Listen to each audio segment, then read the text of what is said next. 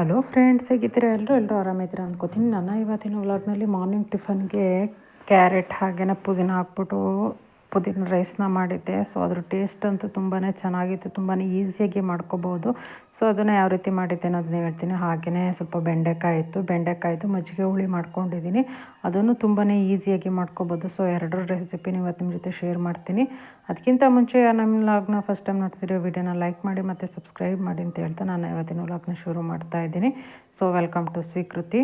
ಮೊದಲಿಗೆ ಒಂದು ಮಿಕ್ಸಿ ಜಾರ್ಗೆ ಸ್ವಲ್ಪ ಪುದೀನ, ಹಾಗೆಯೇ ಖಾರಕ್ಕೆ ಎಷ್ಟು ಬೇಕೋ ಅಷ್ಟು ಹಸಿರು ಮೆಣಸಿನ್ಕಾಯಿ, ಹಾಗೆಯೇ ಒಂದು ಸ್ಪೂನಷ್ಟು ಕಾಳು ಮೆಣಸನ್ನು ತೊಗೊಂಡಿದ್ದೀನಿ. ಸೊ ಇಷ್ಟನ್ನೆಲ್ಲ ಮಿಕ್ಸಿ ಮಾಡಿಟ್ಕೊಂಡು ಆನಂತರ ಒಂದು ಬಾಣಲಿಗೆ ಸ್ವಲ್ಪ ಎಣ್ಣೆನ ಹಾಕ್ಬಿಟ್ಟು ಒಗ್ಗರಣೆಗೆ ಸ್ವಲ್ಪ ಕಡಲೆಬೇಳೆ, ಹಾಗೆಯೇ ಒಂದು ಸ್ಪೂನಷ್ಟು ಜೀರಿಗೆ, ಹಾಗೆಯೇ ಒಂದು ಸ್ಪೂನಷ್ಟು ಸಾಸಿವೆ, ಹಾಗೆಯೇ ಒಂದೆರಡು ಈರುಳ್ಳಿ, ಹಾಗೆ ಕರಿಬೇವನ್ನ ಕಟ್ ಮಾಡಿ ಹಾಕ್ಕೋತಾ ಇದ್ದೀನಿ. ಹಾಗೆಯೇ ಈರುಳ್ಳಿ ಫ್ರೈ ಆಗೋ ಅಷ್ಟರಲ್ಲಿ ರೈಸ್ಗೂ ಇಟ್ಟಿದ್ದೆ. ಸೊ ಅದ್ರದ್ದು 3 ವಿಷಲ್ ಆಗಿತ್ತು. ಇದಕ್ಕೆ ಸ್ವಲ್ಪ ಬಿಸಿ ಇರೋ ಅನ್ನಕ್ಕಿಂತ ಸ್ವಲ್ಪ ತಣ್ಣಗಾಗಿರೋ ಅನ್ನ ಕಲಸಿದ್ರೆ ಚೆನ್ನಾಗಿರುತ್ತೆ. ಹಾಗಾಗಿ ಆನಂತರ ಒಂದು ಕ್ಯಾರೆಟ್ನ ತುರಿದು ಇಟ್ಕೊಂಡಿದ್ದೆ. ತುಂಬಾ ಹೆಲ್ತಿ ಮತ್ತು ಈಸಿಯಾಗಿರೋಂಥ ರೆಸಿಪಿ ಅಂತಲೇ ಹೇಳ್ಬೋದು. ಹಾಗೆಯೇ ಇದಕ್ಕೆ ರುಚಿಗೆ ಎಷ್ಟು ಬೇಕೋ ಅಷ್ಟು ಉಪ್ಪನ್ನು ಹಾಕಿದಾಗ ಬೇಗನೆ ಬೇಯ್ಕೊಳ್ಳುತ್ತೆ ಕ್ಯಾರೆಟ್ ಎಲ್ಲ. ಹಾಗೆಯೇ ಒಂದು ಚಿಟಿಕೆ ಅಷ್ಟು ಅರಿಶಿಣ ಮತ್ತು ಮಿಕ್ಸಿ ಮಾಡ್ಕೊಂಡಿದ್ನಲ್ವ ಪುದೀನ ಹಾಗೆ ಹಸಿರು ಮೆಣಸಿನ್ಕಾಯಿ, ಸೊ ಅದ್ರ ಪೇಸ್ಟ್ನು ಹಾಕ್ತಾಯಿದ್ದೀನಿ.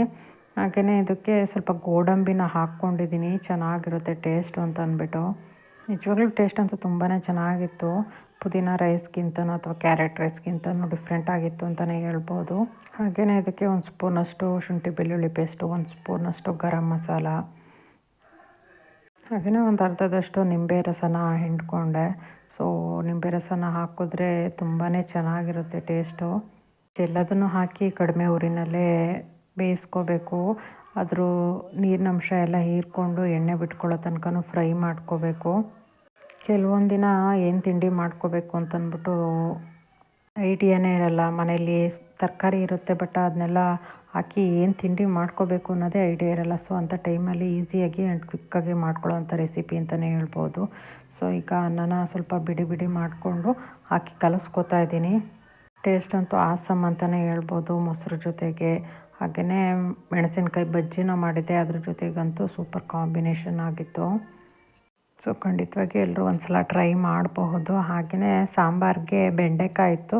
ಸೊ ಬೆಂಡೆಕಾಯಿ ಮಜ್ಜಿಗೆ ಹುಳಿನ ಮಾಡ್ಕೊಳ್ಳೋಣ ಅಂದ್ಕೊಂಡೆ. ಮೊದಲಿಗೆ ಒಂದು ಬಾಣಲಿಗೆ ಸ್ವಲ್ಪ ಎಣ್ಣೆನ ಹಾಕಿ ಬೆಂಡೆಕಾಯಿನ ಕಟ್ ಮಾಡಿ ಇಟ್ಕೊಂಡಿದ್ದೆ ಚಿಕ್ಕದಾಗಿ. ಸೊ ಅದನ್ನು ಹುರ್ಕೋತಾ ಇದ್ದೀನಿ. ಈ ರೆಸಿಪಿನೂ ಅಷ್ಟೇ ತುಂಬಾ ಈಸಿಯಾಗಿ ಮಾಡ್ಕೊಳ್ಳೋ ಅಂಥದ್ದು. ಒಂದು 1/4 ಗಂಟೆಯಲ್ಲಿ ಸಾಂಬಾರು ರೆಡಿ ಆಯಿತು ಅಂತ ಹೇಳ್ಬೋದು. ಬೆಂಡೆಕಾಯಿ ಪ್ರಿಯರಿಗಂತೂ ಒಂದು ಡಿಫ್ರೆಂಟ್ ಆಗಿರೋಂಥ ರೆಸಿಪಿ ಅಂತಲೇ ಹೇಳ್ಬೋದು. ಇತ್ತೀಚೆಗೆ ನಮ್ಮ ರಿಲೇಷನ್ಗೆ 1-2-3 ಡೈವರ್ಸ್ ಕೇಸ್ಗಳಾದವು. ಅದು ಮದುವೆಯಾಗಿ 1 ವರ್ಷ 2 ವರ್ಷಕ್ಕೇ ಡಿವರ್ಸ್ ಆಗೋಯಿತು.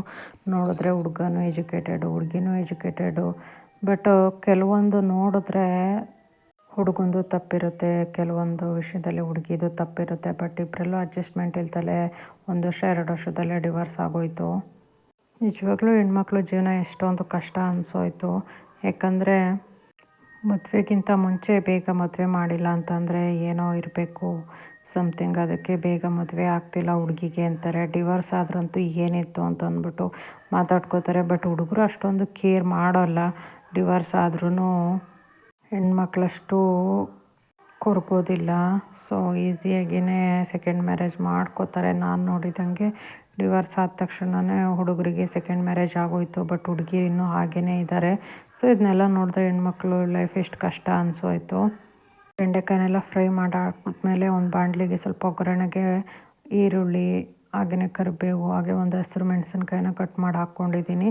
ಇದೆಲ್ಲ ಫ್ರೈ ಆದಮೇಲೆ ಸ್ವಲ್ಪ ಮಜ್ಜಿಗೆನ ಹಾಕಿ, ಹಾಗೆಯೇ ರುಚಿಗೆ ಎಷ್ಟು ಬೇಕೋ ಅಷ್ಟು ಉಪ್ಪು, ಸ್ವಲ್ಪ ಅರಿಶಿಣ ಪುಡಿ, ಹಾಗೆಯೇ ಸಾಂಬಾರು ಪೌಡರು, ಹಾಗೆಯೇ ಸ್ವಲ್ಪ ಕಡಲೆನ ಕುಟ್ಟಿ ಹಾಕಿದ್ದೀನಿ ಸಾಂಬಾರು ಸ್ವಲ್ಪ ಗಟ್ಟಿ ಬರಲಿ ಅಂದ್ಬಿಟ್ಟು. ಸೊ ಇದೆಲ್ಲ ಕುದ್ದಾದ್ಮೇಲೆ ಫ್ರೈ ಮಾಡಿರೋವಂಥ ಬೆಂಡೆಕಾಯಿನ ಹಾಕಿ ಕುದಿಸಿದ್ರೆ ಒಂದು 5 ನಿಮಿಷ ಸೂಪರ್ ಆಗಿರೋಂಥ ಬೆಂಡೆಕಾಯಿ ಹುಳಿ ರೆಡಿ ಆಯಿತು. ಊಟಕ್ಕಂತೂ ಸೂಪರ್ ಆಗಿರುತ್ತೆ. ಸೊ ಎಲ್ಲರೂ ಒಂದು ಸಲ ಟ್ರೈ ಮಾಡಿ ಅಂತ ಹೇಳ್ತಾ ನಾನು ಇವತ್ತಿನ ವ್ಲಾಗ್ನ ಮುಗಿಸ್ತೀನಿ.